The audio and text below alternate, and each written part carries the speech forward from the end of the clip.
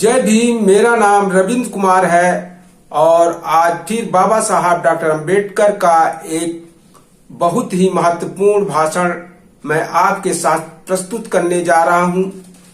बाबा साहब ने यह भाषण 26 नवंबर 1951 को मुंबई में जहांगीर हॉल में एक आयोजित सार्वजनिक सभा में दिया था। सभा के अध्यक्ष थे पुरुषोत्तम दास विक्रम दास। बाबा साहब को उस समय आंखों में दिक्कत थी और घुटने में भी दिक्कत थी। बाबा साहब डॉक्टर अंबेडकर फिर भी आंखों पर पट्टियां लगाकर और चश्मे लगाकर आए थे और उनको दो लोग सहारा देकर मंच पर लाए थे और उनसे आग्रह किया था कि बाबा साहब डॉक्टर अंबेडकर बैठ करके भाषण दें, लेकिन बाबा साहब डॉक्टर अंबेडकर ने खड़े होकर के भाषण उस समय दिया था, जो बहुत ही शानदार भाषण है। बाबा साहब अपने भाषण में कहते हैं कि भाइयों और बहनों, एस.के. पाटिल अपने मित्रों से यह कहते फिर रहे हैं कि मेरे कहने पर डॉक्टर अंबेडकर को पहले मंत्रिमंडल में स्थान मिला और अब वे कृतज्ञ होकर कांग्रेस और मंत्रिमंडल की आलोचना कर रहे हैं। कृतज्ञ का मतलब यहाँ है एहसान फरामोश।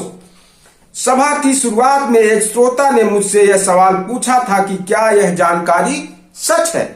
असल में मुझे कांग्रेस के मंत्रिमंडल में कैसे स्थान मिला, यह एक महत्वपूर्ण ही आश्चर्य की बात है, क्योंकि संविधान सभा के सभी दरवाजे, इतना ही नहीं खिड़कियां और दरारें तक मेरे लिए बंद थे। कांग्रेस वालों की प्रतिज्ञा थी कि हम किसी भी और व्यक्ति को संविधान सभा में आने देंगे, लेकिन डॉक्टर अंबेडकर को नहीं।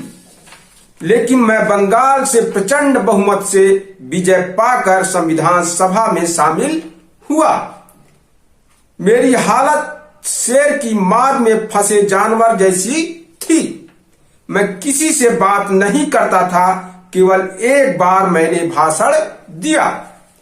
6 महीनों तक ऐसा ही हाल रहा। आगे एक दिन संविधान सभा का कामकाज पूरा होने के बाद अकस्मात नेहरू ने मुझे अपने कमरे में बुलाकर पूछा कि क्या आप मंत्रिमंडल में शामिल होंगे। मैंने सभी पहलुओं पर गौर कर अपने सहयोगियों से राय लेने के बाद यह सोचकर मंत्री पद स्वीकारा कि सहयोग देने का यह अच्छा मौका है। आगे सरदार पटेल और राजा जी दोनों कहने लगे कि हमारी सूचना के कारण आपको मंत्रिमंडल में शामिल किया गया। एस.के. पाटिल भी उन्हीं में शामिल हैं। इस पर मैं एक निष्कर्ष तक पहुंचा हूं कि मैंने कोई अच्छा काम किया होगा, इसलिए श्रेय लेने की यह होड़ मची हुई है। अब लोग कहने लगे हैं कि मैं कृतज्ञ हो गया हूं, लेकिन मैं ओ कॉनल इस आयरिश देशभक्त के शब्दों में उन्हें जवाब देना चाहता हूं। वह इस प्रकार है, no man can be grateful at the cost of his honour, यानी कोई भी व्यक्ति अपने स्वाभिमान और सम्मान को बलि दे करके किसी का कृतज्ञ नहीं हो सकता। No woman can be grateful at the cost of her chastity, यानी कोई भी महिला अपनी इज्जत की बलि दे करके ग्रेटफुल यानी कृतज्ञ नहीं हो सकता। No nation can be grateful at the cost of its liberty, यानी कोई भी देश अपनी आजादी की बलि देकर के कृतज्ञ नहीं हो सकता। मेरा सच्चापन अगर एक ओर रख कर मैं कृतज्ञ रहूंगा तो मानवीय व्यक्तित्व का ही वध होगा, ऐसा मैं मानूंगा। मुझे मेरी ईमानदारी अधिक महत्वपूर्ण लगती है। आज किसी भी सरकार की श्रेष्ठता वह कितना जनहित में काम करती है, इस पर निर्भर करता है। अन्न वस्त्र आदि बातें तो महत्वपूर्ण है ही, लेकिन राजकाज कितनी ईमानदारी से किया जाता है, यह उन सबसे अधिक महत्वपूर्ण है। देश में पिछले 4 सालों से अनाज की कमी, कपड़ों की कमी आदि संकट तो आते ही रहे हैं, लेकिन सबसे महत्वपूर्ण दोष अगर कोई हो तो वह है बेईमानी और घूसखोरी से भरा प्रशासन।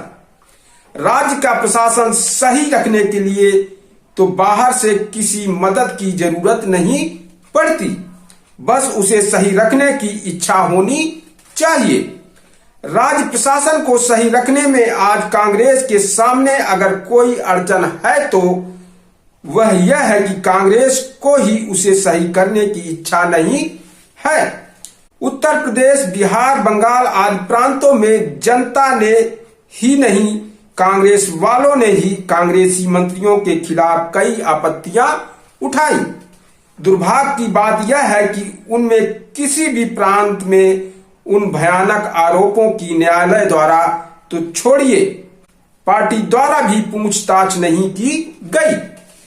1910 और 11 के आसपास लॉर्ड एक्विथ जब इंग्लैंड के प्रधानमंत्री थे, लॉर्ड रीडिंग, लॉर्ड जॉर्ज का एक केबल कॉन्ट्रैक्ट में हाथ होने की संभावना प्रकट हुई थी, लेकिन उन्होंने तुरंत एक जांच आयोग का गठन किया और वे निर्दोष साबित हुए।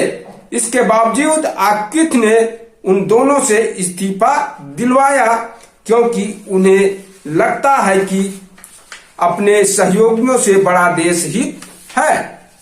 इसी प्रकार दूसरा उदाहरण पिछले साल प्रधानमंत्री एटली के कार्यकाल के दौरान हुआ था। लॉर्ड लिस्टोवेल व्यापार मंत्री थे। एक व्यापारी मित्र से ब्रांडी की बोतल और सूट का कपड़ा लेने का उन पर आरोप था। बाद में पता चला कि आरोप तथ्यधारित न होकर वह एक मित्र द्वारा एक मित्र को भेंट स्वरूप दी गई थी। इसके बावजूद प्रधानमंत्री एटली ने उन्हें मंत्रिमंडल से निकाल दिया। इंग्लैंड में राजकाज को साफ सुथरा रखने की यह लगन देखिए और कांग्रेस की लगन देखिए। मंत्रियों के खिलाफ कितने गंभीर आरोप थे, लेकिन उनका हुआ क्या? मैं कुछ और उदाहरण देता हूं। प्रतिनिधित्व का बिल बनाते हुए सरकारी अनुबंध जिनके पास हो उनके लिए पार्लियामेंट के दरवाजे बंद रहे, इसका प्रावधान रखा गया था, लेकिन उसके कारण कांग्रेस के पार्लियामेंट्री दल में हल्ला मचा। आखिर मुझे वह हिस्सा हटाना पड़ा। दूसरा उदाहरण है, उसी बिल में मैंने हर उम्मीदवार के खर्च पर नियंत्रण लगाया था। इस मुद्दे पर भी तूफान उठा। 3 दिनों तक चर्चा चल रही थी। पार्लियामेंट के कांग्रेस सदस्य नेहरू के पास मदद पाने के लिए दौड़े। उन्होंने नेहरू से कहा, आप जिस व्यक्ति को कांग्रेस का दुश्मन मानते हैं उस इंसान के लिए आपने यह महत्वपूर्ण बिल तैयार करने के लिए क्यों कहा? वे कांग्रेस का नाश करने पर तुले हैं। मैंने उस बिल में यह प्रावधान कर रखा था कि किसी भी उम्मीदवार पर होने वाले चुनाव खर्च उनके नाम के साथ लिखा जाए। इसका असर यह होता कि चुनाव निधि का पैसा किसी भी उम्मीदवार के नाम पर दल के नाम से लुटाया नहीं जा सकता था। लेकिन आखिर मुझे यह धारा भी हटानी पड़ी। इस दल में मैंने खूब टक्कर दी, लेकिन आखिर हार गया। मुझे बताइए कि क्या यह मानसिकता प्रजातंत्र के साथ सही बैठती है? हर देश के चुनाव कानून में इस प्रकार की धारा है।